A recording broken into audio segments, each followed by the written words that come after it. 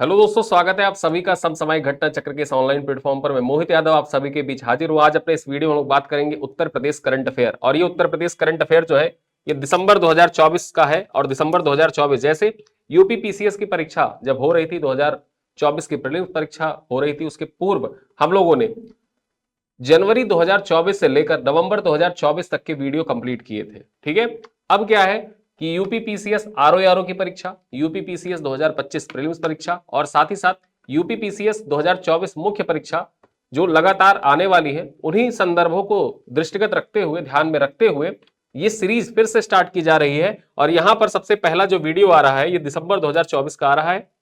नवंबर तक हम already complete कर चुके हैं। दिसंबर 2024 का प्लेलिस्ट मैं ऑलरेडी बनवाए दे रहा हूं, प्लेलिस्ट बनी हुई है। उसी प्लेलिस्ट में दिसंबर 2024 का ये अपडेट हो जाएगा, तो पूरा साल का करंट अफेयर कंप्लीट हो जाएगा। ठीक है, यूपी स्पेशल का एक साल का 2024 का करंट अफेयर कंप्लीट हो जाएगा।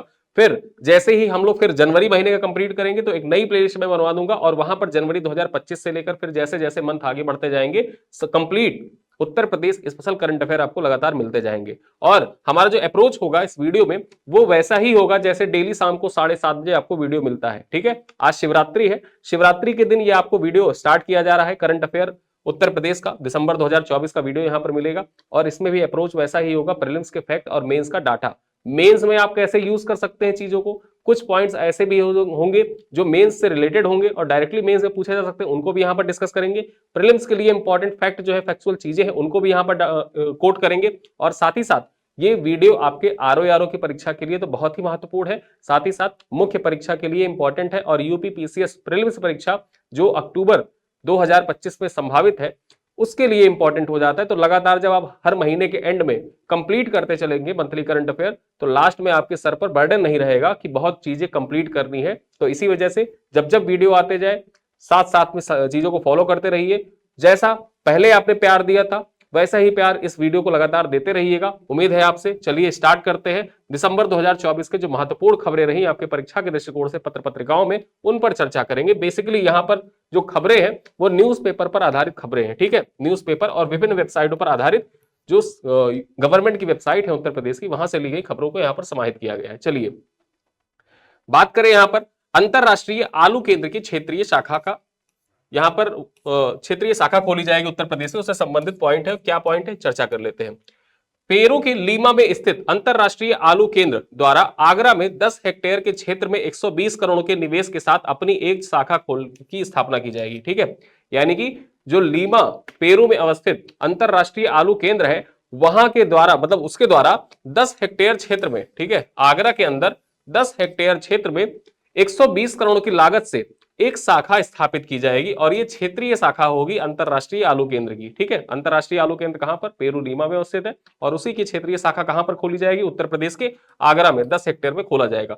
आगे बात करें, यह शाखा उत्तर प्रदेश सरकार की पहल पर केंद्र सरकार के सहयोग से खोली जा रही है। किसके सहयोग से, उत्तर प्रदेश सरकार के पहल पर केंद्र सरकार के सहयोग से खोली जा रही है। उत्तर प्रदेश भारत का सबसे बड़ा आलू उत्पादक राज्य है। ठीक है, याद रखना, सबसे बड़ा आलू उत्पादक राज्य कौन सा है, उत्तर प्रदेश पूरे भारत का सबसे बड़ा आलू उत्पादक राज्य है, जहां कन्नौज और फर्रुखाबाद जैसे कई जिलों में दोहरी फसल उगाई जाती है आलू की। ठीक है, यानी कि एक ही साल में दो दो बार आलू की फसल उगा दी जाती है, दोहरी फसल उगा ली जाती है। इसीलिए राज्य के किसान इस पहल से सर्वाधिक लाभान्वित होंगे। जो ये पहल है क्षेत्रीय शाखा खोलने की अंतरराष्ट्रीय आलू केंद्र की, इस पहल से जो राज्य के किसान है वो सबसे ज्यादा लाभान्वित होंगे। ठीक है, इस दृष्टिकोण से आपके परीक्षा के लिए इंपॉर्टेंट हो जाता है। अगली खबर क्या है, नवनिर्मित एयरपोर्ट पर पहला फ्लाइट वैलिडेशन टेस्ट किया गया। अब ये नवनिर्मित एयरपोर्ट जो है, ठीक है, जेवर एयरपोर्ट, वहां पर पहला फ्लाइट वैलिडेशन टेस्ट किया गया। इससे संबंधित जो पॉइंट है उन पर चर्चा कर ले।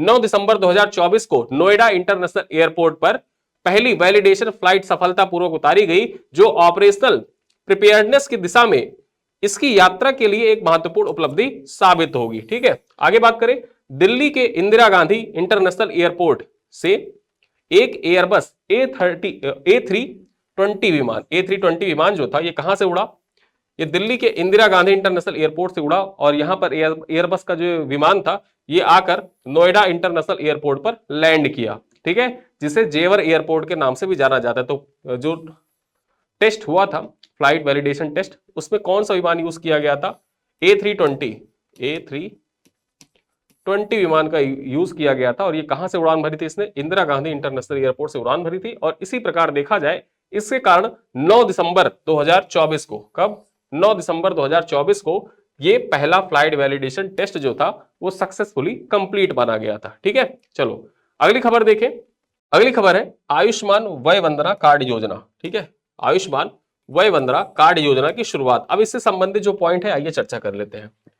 मुख्यमंत्री योगी आदित्यनाथ ने गोरखपुर से आयुष्मान वय वंदना कार्ड योजना की शुरुआत की। परीक्षा में आपसे डायरेक्टली पूछेगा कि उत्तर प्रदेश के मुख्यमंत्री योगी आदित्यनाथ के द्वारा निम्नलिखित में से किस जिले से आयुष्मान वय वंदना कार्ड योजना की शुरुआत की गई? आप टिक करके आइएगा गोरखपुर से। ठीक है, गोरखपुर से। गोरखपुर संसदीय क्षेत्र भी रह चुका है योगी जी का, तो इस वजह से इंपॉर्टेंट हो जाता है आपकी परीक्षा के दृष्टिकोण से। आगे बात करें, इस योजना का उद्देश्य क्या है? इस योजना का उद्देश्य है 70 वर्ष या उससे अधिक आयु के लोगों को 5 लाख रुपए तक का निःशुल्क चिकित्सा उपचार प्रदान करना। ठीक है, 5 लाख से अधिक तक का निःशुल्क जो चिकित्सा उपचार है प्रदान करना उद्देश्य है। और आयु कितनी मांगी गई है? यहां पर 70 साल मांगी गई। 70 साल या उससे अधिक के लोग हैं तो वो आयुष्मान वय वंदना कार्ड योजना के लाभार्थी हो सकते हैं। और इसकी शुरुआत किसके द्वारा की गई? उत्तर प्रदेश में योगी आदित्यनाथ के द्वारा। कहां से की गई?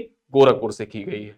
अगली खबर क्या है? इनकम टैक्स रिटर्न फाइल करने में उत्तर प्रदेश की महिलाएं। अब उत्तर प्रदेश की महिलाएं जो है इनका इनकम टैक्स रिटर्न फाइल करने में आरटीआर जो होता है, आईटीआर फाइल करने में देखा जाए तो कौन सा स्थान है, इसके बारे में चर्चा कर लेते हैं। तो देश में 36.8 लाख महिलाएं आईटीआर फाइल के साथ, ठीक है, यहां पर देखा जाए पूरे देश भर में 36.8 लाख महिला जो है वो आईटीआर फाइल करने के साथ महाराष्ट्र जो है वो सबसे आगे, मतलब महाराष्ट्र का पूरे देश में नंबर 1 रैंक है जो महिलाएं जहां पर आईटीआर फाइल करती है। उसके बाद बात करें तो गुजरात का स्थान है।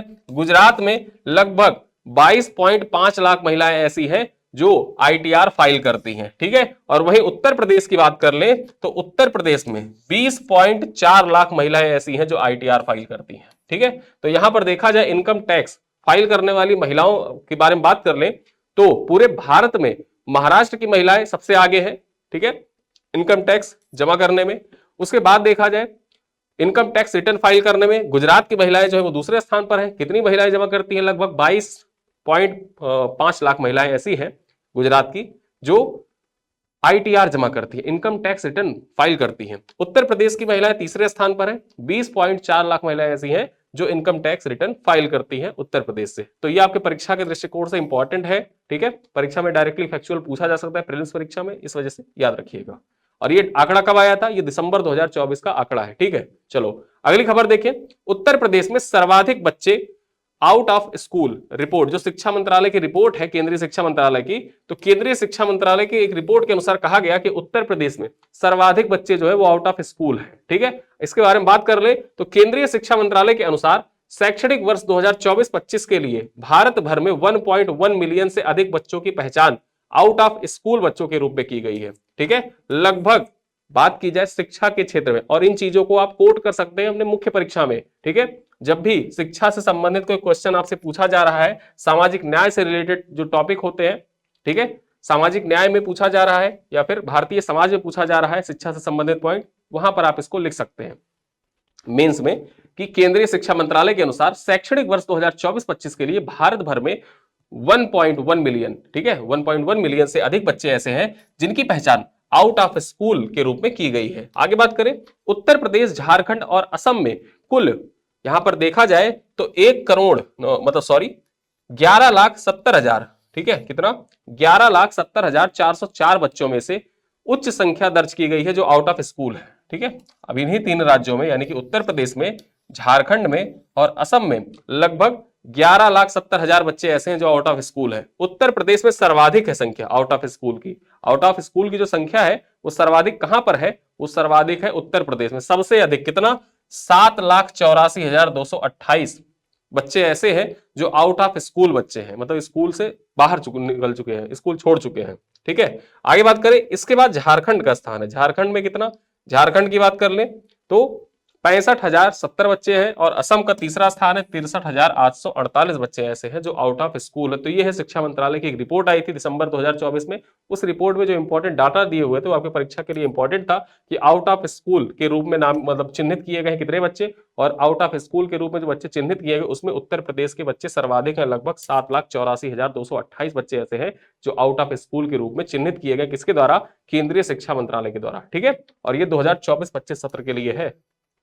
चलो अगली खबर पर बात करें, एक भारत श्रेष्ठ भारत कार्यक्रम के लिए समझौते ज्ञापन पर हस्ताक्षर। ठीक है, समझौता किया गया है एक भारत श्रेष्ठ भारत के लिए। अब समझौता किसके किसके बीच में हुआ है, आइए बात कर लेते हैं। मणिपुर और उत्तर प्रदेश सरकारों ने एक भारत श्रेष्ठ भारत कार्यक्रम को लागू करने के लिए समझौते ज्ञापन पर हस्ताक्षर किया है। ठीक है, परीक्षा में आपसे पूछे, ये दिसंबर 2024 की खबर है और उत्तर प्रदेश सरकार के द्वारा निम्नलिखित में से किस राज्य के साथ एक भारत श्रेष्ठ भारत कार्यक्रम को लागू करने के लिए मेमोरेंडम ऑफ अंडरस्टैंडिंग पर हस्ताक्षर किया गया है। किस राज्य के साथ, मणिपुर के साथ।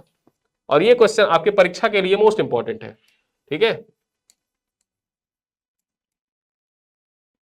ये क्वेश्चन आपके परीक्षा के लिए मोस्ट इंपॉर्टेंट है। आगे बात करें, जिसका उद्देश्य क्या है, इसका उद्देश्य है दोनों राज्यों के बीच सांस्कृतिक आदान प्रदान और आपसी समझ को बढ़ावा देना। जो सांस्कृतिक आदान प्रदान होते हैं तो दोनों राज्यों के बीच में आपसी सहयोग के माध्यम से सांस्कृतिक आदान प्रदान होगा और आपसी समझ को बढ़ावा दिया जाएगा। यह कार्यक्रम भाषा, संस्कृति, परंपरा, संगीत, पर्यटन, भोजन और खेल जैसे क्षेत्रों के इंटरेक्शन बढ़ाने और सर्वोत्तम प्रथाओं के साझा करने पर केंद्रित है। मतलब मूल रूप से देखा जाए तो सांस्कृतिक आदान प्रदान पर केंद्रित है एक भारत श्रेष्ठ भारत कार्यक्रम के अंतर्गत उत्तर प्रदेश और मणिपुर के बीच में जो समझौते ज्ञापन पर हस्ताक्षर किया गया है ये समझौता। ठीक है, तो यहां पर आपकी परीक्षा के लिए इंपॉर्टेंट हो जाता है, प्रीलिम्स के लिए भी इंपॉर्टेंट है। साथ ही साथ जो सांस्कृतिक विविधता है तो सांस्कृतिक विविधता के आदान प्रदान के दृष्टिकोण से भी ये आपके उत्तर प्रदेश जीएस पेपर 5 के लिए इंपॉर्टेंट हो जाता है। ठीक है, चलो अगली खबर देखें, अटल युवा महाकुंभ का उद्घाटन। अब अटल युवा महाकुंभ का जो उद्घाटन किया गया है ये आपके परीक्षा के दृष्टिकोण से इंपॉर्टेंट है और आपकी परीक्षा में ये पूछा जा सकता है। ठीक है, अब महाकुंभ है तो आप ये मत समझिएगा कि इसका उद्घाटन प्रयागराज में किया गया। ठीक है, प्रयागराज में इसका उद्घाटन नहीं किया गया है। बात करें यहां पर जो अटल युवा महाकुंभ है इसका उद्घाटन कहां पर किया गया, तो उत्तर प्रदेश के मुख्यमंत्री योगी आदित्यनाथ ने रक्षा मंत्री राजनाथ सिंह के साथ पूर्व प्रधानमंत्री अटल बिहारी वाजपेयी की जन्म शताब्दी वर्ष के उपलक्ष्य में लखनऊ में, कहां पर, लखनऊ में अटल युवा महाकुंभ का उद्घाटन किया। ठीक है, आपसे परीक्षा में डायरेक्टली पूछेगा कि अटल युवा महाकुंभ का उद्घाटन उत्तर प्रदेश के किस जिले में किया गया। 4 ऑप्शन दे देगा, गोरखपुर, आगरा, प्रयागराज, लखनऊ। टिक करके आइएगा लखनऊ। ठीक है, महाकुंभ दे रखा है, इसका मतलब ये नहीं कि प्रयागराज में ही होगा। ठीक है, चलो अगली खबर है, प्रधानमंत्री ग्रामीण डिजिटल साक्षरता अभियान के अंतर्गत उत्तर प्रदेश में सबसे ज्यादा प्रशिक्षण। ठीक है, जो प्रधानमंत्री ग्रामीण डिजिटल साक्षरता अभियान है इसके अंतर्गत देखा जाए उत्तर प्रदेश में सबसे ज्यादा प्रशिक्षण प्रदान किए गए हैं। इससे संबंधित जो पॉइंट है उस पर चर्चा कर ले। इस योजना का लक्ष्य ग्रामीण भारत में डिजिटल साक्षरता बढ़ाने के लिए 6 करोड़ ग्रामीण परिवारों, प्रति परिवार से एक व्यक्ति को, मतलब 6 करोड़ ग्रामीण परिवार ऐसे हैं जिनको प्रशिक्षित करना था। किस लिए, जो डिजिटल साक्षरता है, डिजिटल साक्षरता को प्रमोट करने के लिए 6 करोड़ ग्रामीण परिवारों को। अब 6 करोड़ ग्रामीण परिवारों में से हर परिवार से लगभग एक सदस्य ऐसा होना चाहिए जिसको प्रशिक्षित कर दिया जाए डिजिटल साक्षरता में। ठीक है, जबकि जो ये लक्ष्य था, ये लक्ष्य कब तक हासिल कर लिया गया, जो 6 करोड़ का लक्ष्य था, तो 6 करोड़ का लक्ष्य 31 मार्च 2024 के पहले ही हासिल कर लिया गया था और 31 मार्च 2024 तक देखा जाए तो 6.39 करोड़ व्यक्तियों को प्रशिक्षित किया गया।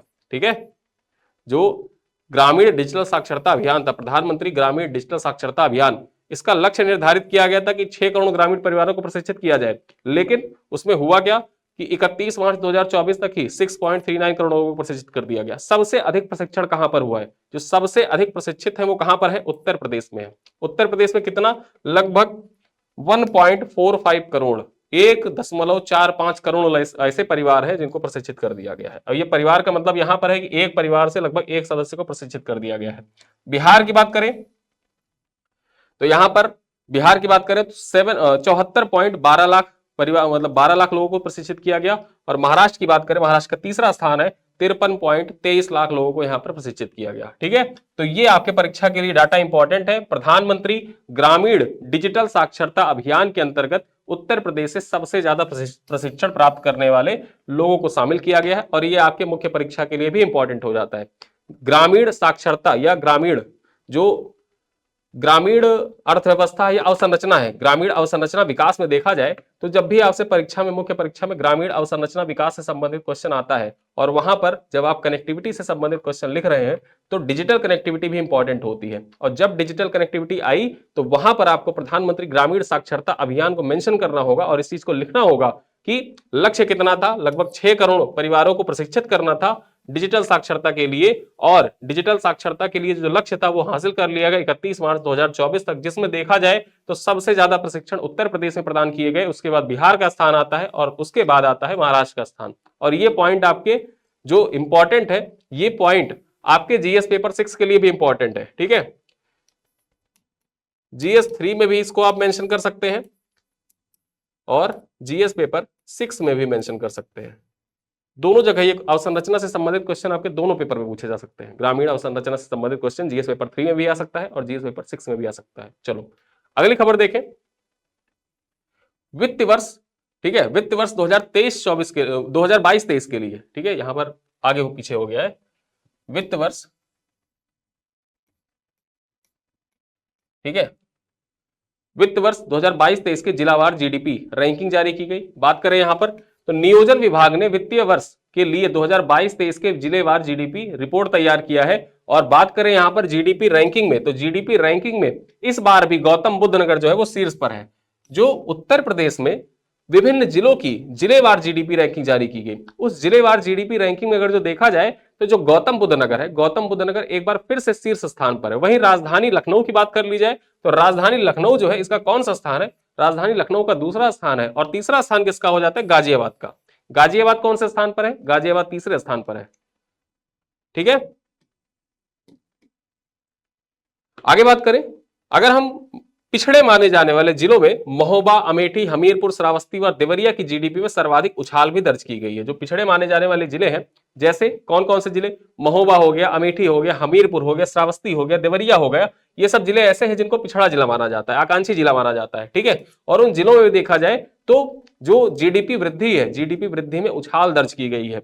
सभी 75 जिलों में अमेठी ने पिछली बार के मुकाबले इस बार जीडीपी में सर्वाधिक वृद्धि दर्ज की है। अगर जो देखा जाए तो 2022-23 का ये आंकड़ा है। ठीक है, 2022-23 का आंकड़ा है। 2022-23 के जो जिलेवार जीडीपी रैंकिंग जारी की गई नियोजन विभाग के द्वारा, उसमें देखा जाए तो सर्वाधिक जीडीपी वृद्धि किस में देखी गई, किस जिले में देखी गई, वो जिला था अमेठी। और यही आपके परीक्षा के लिए इंपॉर्टेंट पॉइंट है कि सभी 75 जिलों में अमेठी ने पिछले वर्ष की तुलना में इस बार जीडीपी में सर्वाधिक वृद्धि दर्ज की है। परीक्षा में आपसे पूछे, लिख के आइएगा। और ये पॉइंट जो है ये आपके जीएस पेपर 6, जीएस पेपर 6 के लिए बहुत महत्वपूर्ण है। ये डाटा इंपॉर्टेंट है, याद रखिएगा। आप चाहे तो इसका स्क्रीनशॉट भी ले सकते हैं।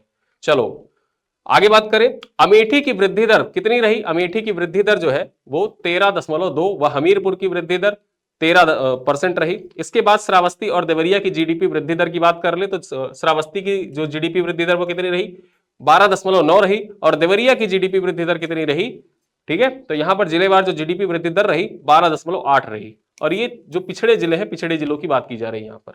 ठीक है, जो पिछड़े जिले हैं, पिछड़े जिलों की जीडीपी वृद्धि देखें तो पूरे 75 जिलों में सबसे ज्यादा किसकी रही, अमेठी की रही। लगभग कितना दर्ज किया गया, 13.2% दर्ज किया गया। उसके बाद किसका स्थान आता है, हमीरपुर का आता है, कितना 13% लगभग आता है। फिर उसके बाद श्रावस्ती का स्थान आता है और देवरिया का, श्रावस्ती का कितना 12.9 और देवरिया का आता है 12.8। अब क्या है ये जो जिला जीडीपी, जिलेवार जो जीडीपी है, इसमें क्या किस चीज की गणना की जाती है। बात करें यहां तो जिला घरेलू उत्पाद, किसी जिले में एक साल में उत्पादित सभी वस्तुओं एवं सेवाओं के मूल्य होता है। जो जिला घरेलू उत्पाद है, ठीक है, जिला जीडीपी जो है, ये क्या होता है, एक साल के भीतर, एक साल के भीतर उत्पादित सभी वस्तुओं व सेवाओं का जो मौद्रिक मूल्य होता है उसका योग होता है, उसी को जिला जीडीपी कहते हैं।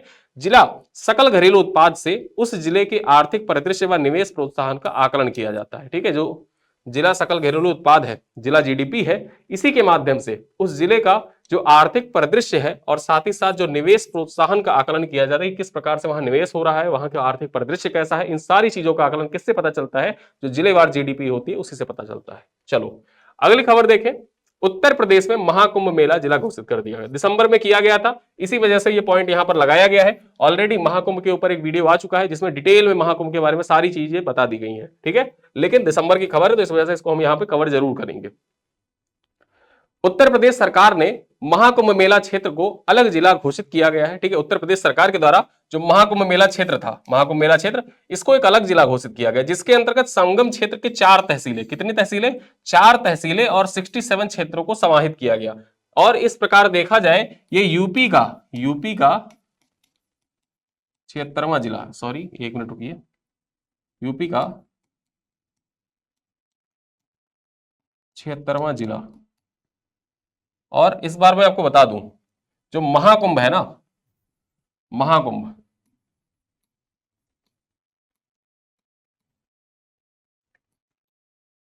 ये आपके किस किस पेपर के लिए इंपॉर्टेंट हो जाता है? पेपर 1 के लिए तो इंपॉर्टेंट है ही, ये आपके निबंध के लिए इंपॉर्टेंट है। ठीक, फिर उसके बाद बात करें, जीएस पेपर 5 के लिए इंपॉर्टेंट है, जीएस पेपर 6 के लिए इंपॉर्टेंट है, जीएस पेपर 1 के लिए भी इंपॉर्टेंट है। इस प्रकार ये 4 पेपरों के लिए इंपॉर्टेंट है महाकुंभ। और यहां देखिए निबंध में अगर जो पूछ लिया, निबंध में अगर पूछ लिया तो समझिए कि 3 निबंध आपको लिखना होता है, 50 नंबर का निबंध पूछ लिया एक महाकुंभ। जीएस पेपर 5 जो सांस्कृतिक महत्व है कुंभ का, सांस्कृतिक महत्व पूछेगा, आप कहानियां लिखना, पौराणिक कहानियां लिखना, गाथाएं लिखना और उसको करंट से ऐड करना।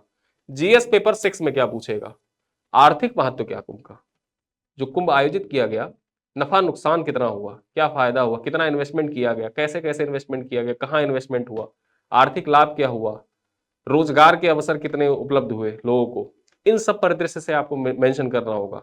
तो जब इन सब चीजों को आप लिखेंगे तो कम से कम ये तो आपको लिखना होगा ना कि 76वां जिला उत्तर प्रदेश का बन गया। फिर उसके बाद जब आप भूमिका बनाएंगे, भूमिका कैसे, डायरेक्टली तो लिखना स्टार्ट नहीं कर देंगे, इतने का निवेश हुआ, इतने का ये हुआ, इतना पैसा इन्वेस्ट किया गया, इतना पैसा आया गवर्नमेंट का, इतना रेवेन्यू जनरेट हुआ। डायरेक्टली आप लिखने से अच्छा थोड़ी जो भूमिका और कंक्लूजन लिखना होता है वहां पर ये सारे पॉइंट आप मेंशन करिएगा। साथ ही साथ जो इससे रिलेटेड इंपॉर्टेंट फैक्चुअल पॉइंट है उनको आप मेंशन कर सकते हैं, कोट कर सकते हैं। ठीक है, उस दृष्टिकोण से इंपॉर्टेंट हो जाता है। तो यहां पर यूपी में महाकुंभ मेला जो है 76वां जिला बन गया और इसके अंतर्गत देखा जाए संगम क्षेत्र की 4 तहसीलों को सम्मिलित किया गया और 67 क्षेत्रों को भी समाहित किया गया।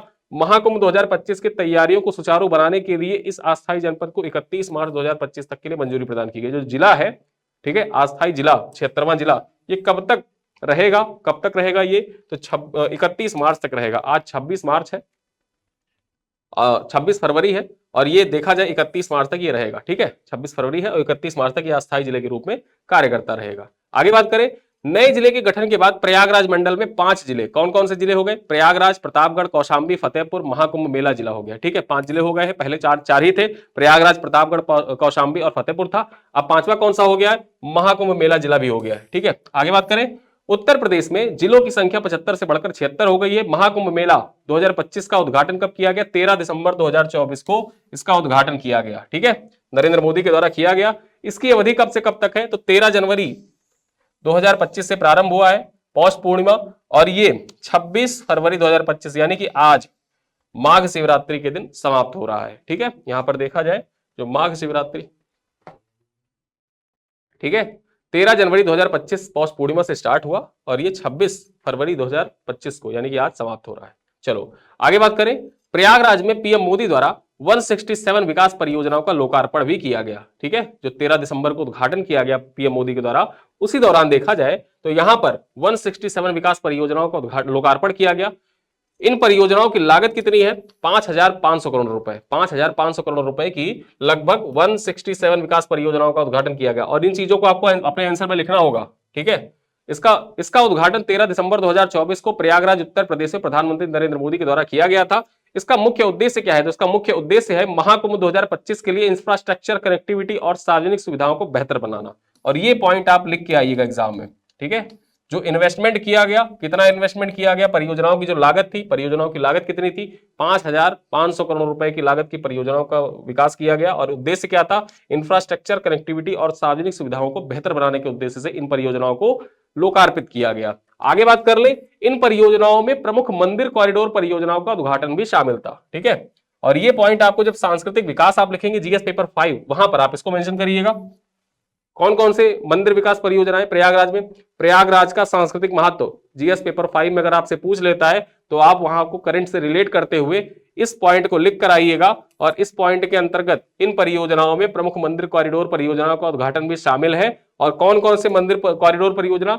भरद्वाज आश्रम कॉरिडोर परियोजना, श्रृंगवेरपुर धाम कॉरिडोर परियोजना, अक्षयवट कॉरिडोर परियोजना, हनुमान मंदिर कॉरिडोर परियोजना, सरस्वती कूप कॉरिडोर परियोजना। ये सारी परियोजना समाहित है 167 परियोजनाओं में। ठीक है, आगे बात कर ले। इसी अवसर पर 11 भाषाओं में श्रद्धालुओं को रियल टाइम अपडेट और सहायता प्रदान करने के उद्देश्य से कुंभ सहायक, अब इसको सहायक कहते हैं, लेकिन आप कहेंगे क्या इसको? कुंभ सहायक। ठीक है, क्या कहेंगे? कुंभ सहायक चैटबॉट भी लॉन्च किया गया इसी दृष्टिकोण से। आगे बात करें, अगली खबर क्या है? सांस्कृतिक पर्यटन पर लघु फिल्म का अंतरराष्ट्रीय समारोह। अब सांस्कृतिक पर्यटन पर जो लघु फिल्मों का अंतरराष्ट्रीय समारोह है, इसके बारे में जान लेते हैं। ये अगला पॉइंट है। ठीक है, अगली खबर है। अगली खबर के बारे में बात करें यहां पर, तो सांस्कृतिक पर्यटन पर लघु फिल्मों का अंतरराष्ट्रीय समारोह 16 से 18 दिसंबर तक प्रयागराज में आयोजित किया गया। ठीक है, कहां पर आयोजित किया गया? प्रयागराज में आयोजित किया गया। पर्यटन विभाग द्वारा प्रायोजित इस समारोह के 7वें संस्करण का आयोजन उत्तर मध्य सांस्कृतिक क्षेत्र या एनसीजेडसीसी जो है वहां पर किया गया। एनसीजेडसीसी के सभागार में 16 से 18 दिसंबर तक प्रयागराज में, ठीक है, जो ये सांस्कृतिक पर्यटन पर लघु फिल्मों का अंतरराष्ट्रीय समारोह था, इसका आयोजन किया गया। India enforcement media corporation Mumbai द्वारा इस फिल्म महोत्सव का आयोजन किया गया। ठीक है, किसके द्वारा किया गया? Indian enforcement media corporation Mumbai का जो है उसी के द्वारा इसका आयोजन किया गया था। कब किया गया था? इंपॉर्टेंट है, डेट याद रखना। दिसंबर 16 से लेकर दिसंबर 18 तक इसका आयोजन प्रयागराज में किया गया था। प्रयागराज में कहां पर? एनसीजेडसीसी उत्तर मध्य सांस्कृतिक क्षेत्र जो है वहीं पर किया गया था। आगे बात कर ले। इस समारोह में 47 देशों की 97 फिल्मों का प्रदर्शन किया गया। जो 47 देशों की 97 फिल्मों का प्रदर्शन प्रयागराज के एनसीजेडसीसी में किया गया था। ठीक है, चलो अगली खबर देखें, क्या है आपके परीक्षा के लिए इंपॉर्टेंट, प्रीलिम्स के लिए इंपॉर्टेंट है।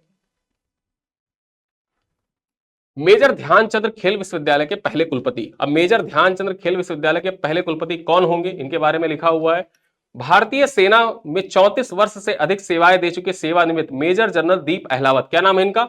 मेजर जनरल दीप अहलावत उत्तर प्रदेश के पहले खेल विश्वविद्यालय मेजर ध्यानचंद्र विश्वविद्यालय के पहले कुलपति होंगे। परीक्षा में आपसे डायरेक्टली पूछेगा कि मेजर ध्यानचंद्र खेल विश्वविद्यालय कहां पर है। ठीक है, ये आप कमेंट में बताइएगा कहां पर है मेजर ध्यानचंद्र खेल विश्वविद्यालय। अब इसके पहले कुलपति कौन होंगे ये मैं बता दे रहा हूं, दीप अहलावत होंगे और यही होंगे पहले कुलपति मेजर ध्यानचंद्र खेल विश्वविद्यालय के। आगे बात करें, वर्ष 1994 में घुड़सवारी खेलों से जुड़ने के बाद उनके नाम 2002 और 2006 में एशियन गेम्स में 2 कांस्य पदक के साथ ही घुड़सवारी के रीजनल, नेशनल, इंटरनेशनल प्रतियोगिताओं में 150 से अधिक पदक है। जो दीप अहलावत है इनके नाम पर देखा जाए 150 से अधिक पदक है इनके नाम पे। ठीक है, आगे बात करें, 2005 में इन्हें अर्जुन पुरस्कार से भी अलंकृत किया गया था। जो दीप अहलावत है जिनको बनाया गया है मेजर ध्यानचंद्र खेल विश्वविद्यालय का पहला कुलपति, उनके नाम पर उनके नाम देखा जाए तो 2005 में अर्जुन पुरस्कार भी था। 2005 में अर्जुन पुरस्कार से उनको अलंकृत किया जा चुका है। परीक्षा के लिए इंपॉर्टेंट है, प्री एग्जाम के लिए इंपॉर्टेंट पॉइंट हो जाता है। और आपको बताना है क्वेश्चन, जो क्वेश्चन मैंने आपसे पूछा है ना, मेजर ध्यानचंद्र खेल विश्वविद्यालय कहां पर है, किस जिले में, उत्तर प्रदेश के, बताइएगा। अगला प्रश्न देखें, अगला प्रश्न नहीं अगला पॉइंट है। पॉइंट क्या है? सुशासन सप्ताह। अब सुशासन सप्ताह 2024 के बारे में जान लेते हैं। अटल बिहारी वाजपेयी के जन्म शताब्दी वर्ष के उपलक्ष्य में सुशासन सप्ताह का शुभारंभ कब से कब तक किया गया? देखा जाए 19 से लेकर 25 दिसंबर 2024 तक उत्तर प्रदेश में किया गया। जो सुशासन सप्ताह है तो इसका शुभारंभ जो है ये 19 से लेकर 25 दिसंबर 2024 तक उत्तर प्रदेश में किया गया। इसका शुभारंभ 19 दिसंबर 2024 को उत्तर प्रदेश संगीत नाट्य एकेडमी गोमती नगर लखनऊ में मुख्यमंत्री योगी आदित्यनाथ के द्वारा किया गया था। किसके द्वारा किया गया और कहां पर किया गया ये इंपॉर्टेंट है। और कब से कब तक ये सप्ताह जो सुशासन सप्ताह था इसको सेलिब्रेट किया गया? तो सुशासन सप्ताह जो है इसको 19 से लेकर 25 दिसंबर 2024 के बीच में इसको बनाया गया। और इसका शुभारंभ किसके द्वारा किया गया था? योगी आदित्यनाथ के द्वारा किया गया था। इसका शुभारंभ कहां पर हुआ और किस दिन हुआ? 19 दिसंबर 2024 को इसका शुभारंभ हुआ। कहां पर? उत्तर प्रदेश संगीत नाट्य एकेडमी गोमती नगर लखनऊ में इसका शुभारंभ किया गया। ठीक है, तो याद रखना, परीक्षा में आपसे पूछ ले किस दिन इसका शुभारंभ हुआ था।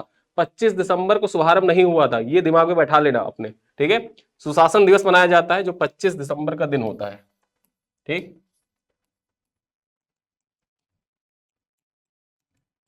सुशासन दिवस मनाया जाता है 25 दिसंबर को। लेकिन 25 दिसंबर को सुशासन दिवस मनाया तो जाता है, इसका उद्घाटन 19 दिसंबर को हुआ था और ये 25 दिसंबर तक चला था, ये पॉइंट याद रखना। चलो अगली खबर देखें, जो 18वीं वन स्थिति रिपोर्ट थी ISFR 2023 में उत्तर प्रदेश के वन क्षेत्र, इसके बारे में चर्चा कर लेते हैं। दिसंबर में इसकी रिपोर्ट आई थी। तो उत्तर प्रदेश में 2021 की तुलना में 2023 में कितना 559.19 वर्ग किलोमीटर जो क्षेत्र है वन और वृक्ष आवरण में बढ़ोतरी दर्ज की गई थी। ठीक है, आगे बात कर ले। वन और वृक्ष आवरण में उत्तर प्रदेश छत्तीसगढ़ के बाद दूसरा सबसे अधिक वृद्धि दर्ज करने वाला राज्य है। यहां पर देखा जाए तो उत्तर प्रदेश जो है ये छत्तीसगढ़ के बाद दूसरा सबसे ज्यादा वृद्धि दर्ज करने वाला राज्य था। इंडिया स्टेट फॉरेस्ट रिपोर्ट 2023 के अनुसार उत्तर प्रदेश के कुल वनावरण जो है ये 6.24%, जो 2021 में कितना था 6.20% था। कितना हो गया 2023 के रिपोर्ट के अनुसार देखा जाए तो 2023 के रिपोर्ट के अनुसार ये बढ़ के 6.24% हो गया। कितना 6.24% हो गया 2023 वाले रिपोर्ट में। 2021 वाली रिपोर्ट थी, 2021 वाली रिपोर्ट में इसमें कितना था 6.2%, 6.20%। ठीक है, यहाँ पर 6.20% से बढ़ के कितना हो गया 6.24% हो गया है। आगे बात कर ले, सर्वाधिक वनावरण वृद्धि वाले जिले कौन से हैं। सर्वाधिक वनावरण वृद्धि वाले जिले उत्तर प्रदेश के कौन से, इंपॉर्टेंट है और यहीं से आपके परीक्षा क्वेश्चन पूछा भी जाएगा। झांसी है। ठीक है, झांसी में देखा जाए 8,597 एकड़ की वृद्धि हुई। उसके बाद बात करें अमरोहा, अमरोहा के बारे में बात कर ले तो 7,769 एकड़ की वृद्धि हुई। उसके बाद इटावा की बात कर ले 7,127 एकड़ की वृद्धि हुई।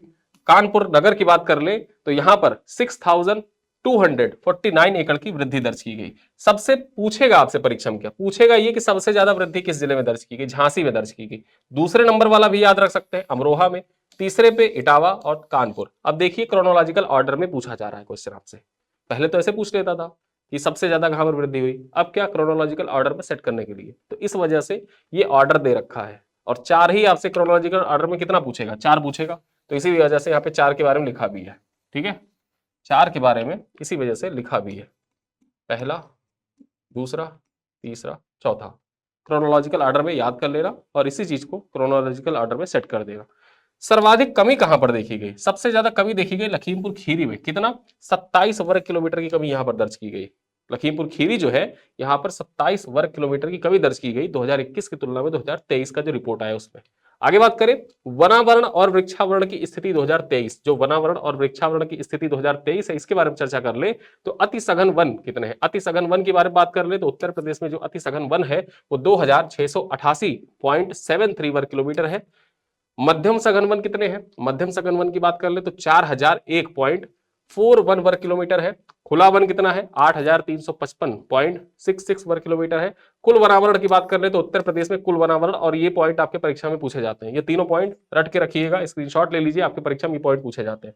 कुल वनावरण उत्तर प्रदेश में कितना है 15,045.80 वर्ग किलोमीटर कुल वनावरण है उत्तर प्रदेश में। कुल वृक्षावरण कितना है 8,950.92 वर्ग किलोमीटर है कुल वृक्षावरण।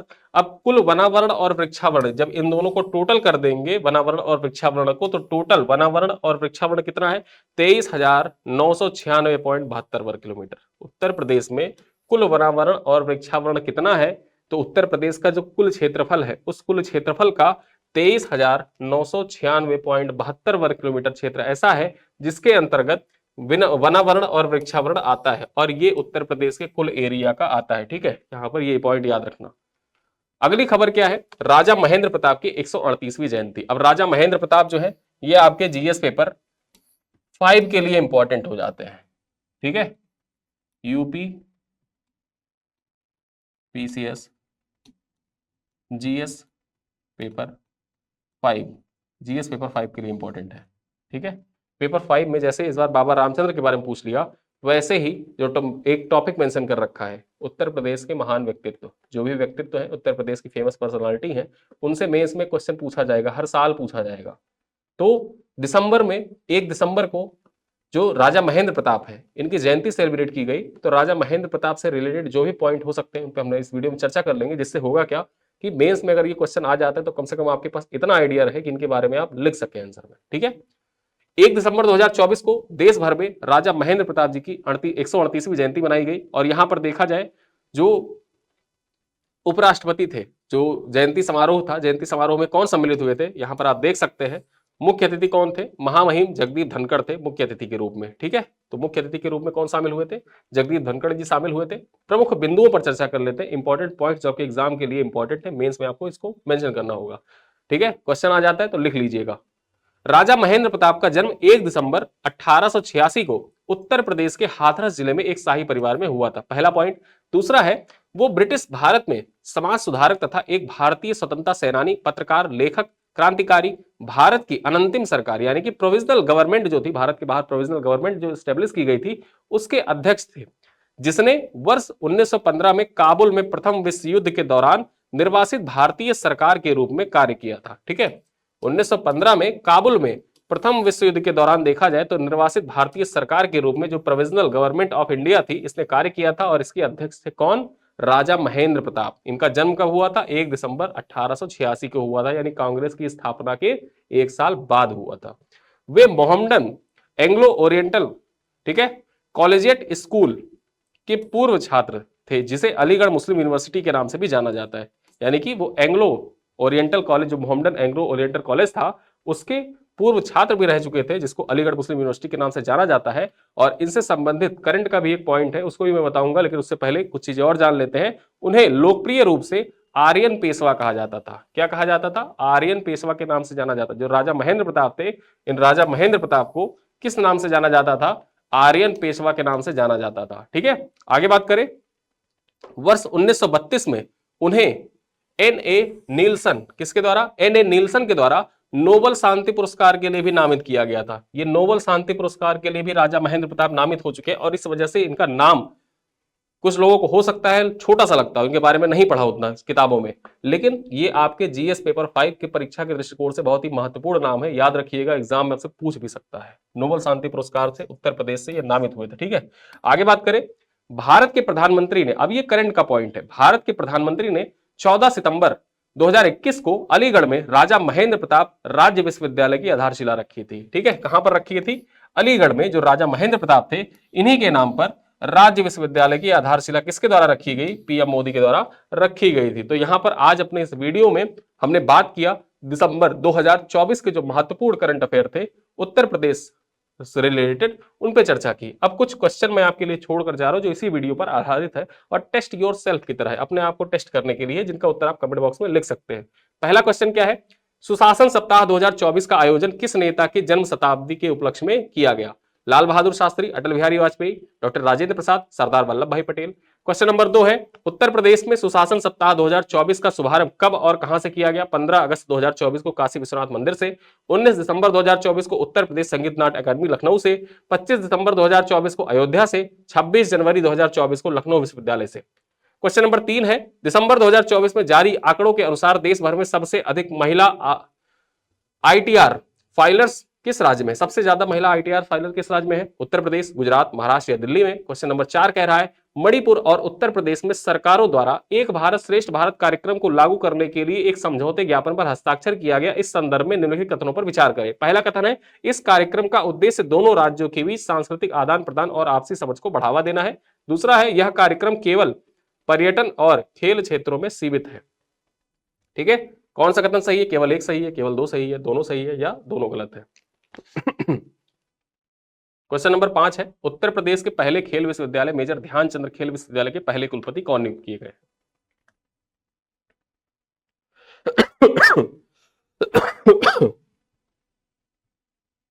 तो ये 2 प्रश्न है आपके लिए, सॉरी 5 प्रश्न है। ये 5 प्रश्न है आपके लिए, जिन 5 प्रश्नों का उत्तर आपको कमेंट बॉक्स में देना है। और वीडियो कैसा लगा बताइएगा, अपने दोस्तों के साथ साझा करिएगा। लगातार ऐसे ही महीने के एंड में वीडियो आते रहेंगे आपके लिए। जो पिछला रिमेनिंग करंट अफेयर है वो कंप्लीट कर दिया जाएगा, और लगातार आपके लिए करंट अफेयर जुड़े रहिए अब करंट अफेयर के साथ और घटना चक्र टीम के साथ। घटना चक्र टीम आपके लिए डेली प्रतिदिन बेहतर करने का प्रयास कर रही है। आप हमारे करंट अफेयर पैकेज से जुड़ना चाहते हैं तो करंट अफेयर पैकेज से भी जुड़ सकते हैं। आप वीडियो के एंड में आपको बता दिया जाता है, डेली वीडियो जो करंट अफेयर की आती है उसके वीडियो के एंड में आपको बता दिया जाता है। उससे आप व्हाट्सएप कम्युनिटी की भी सुविधा है, वहां पर आप जब आएंगे तो प्रिंटेबल पीडीएफ भी आपको वहां पर मिल जाएगी। ठीक है, तो ये सारी चीजें आपकी परीक्षा के दृष्टिकोण से बहुत महत्वपूर्ण था, प्रीलिम्स के लिए भी इंपॉर्टेंट था, मेंस के लिए भी इंपॉर्टेंट था। लगातार ऐसे वीडियो को देखने के लिए जुड़े रहिए घटना चक्र के साथ। मैं मोहित विदा लेता हूं यहीं पर और मिलते हैं अगले वीडियो में, तब तक के लिए धन्यवाद।